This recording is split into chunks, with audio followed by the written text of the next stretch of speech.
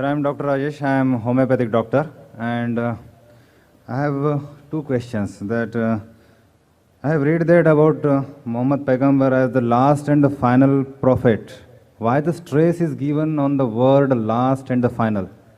And are you afraid of any new one? And if God decides and will send a new one, don't you welcome him? And अगर मैं ऊपर वाले का दीदार करना चाहता हूँ तो इस्लाम में उसका क्या solution है?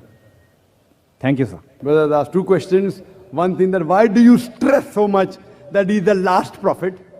If God wants to send a second one, can't he send? And the last question, if I want to see Almighty God, what is the solution? I'll come to the last question later on. Sir, the first question, why do I stress that Prophet Muhammad is the last prophet? Not only I stress, the Vedas stress, the Purana stress, the Bible stress, as well as the Quran and the other scriptures.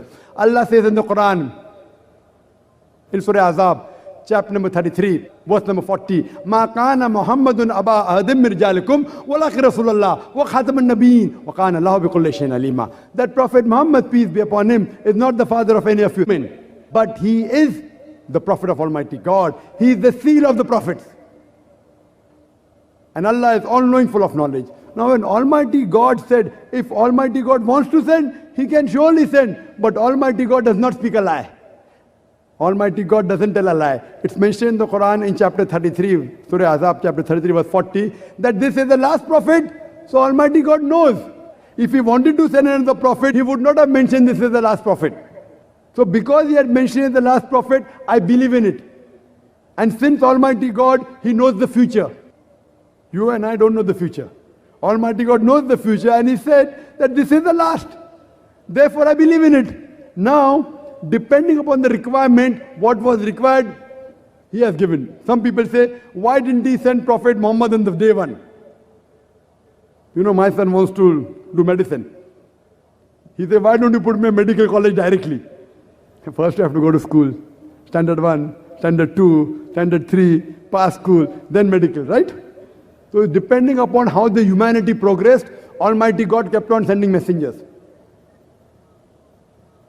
And by name 4 are mentioned, but there were many revelations sent. Torah, Zabur, Injil by name is mentioned. Now Almighty God thought it fit that 1400 years back, humanity reached a level to understand the Quran.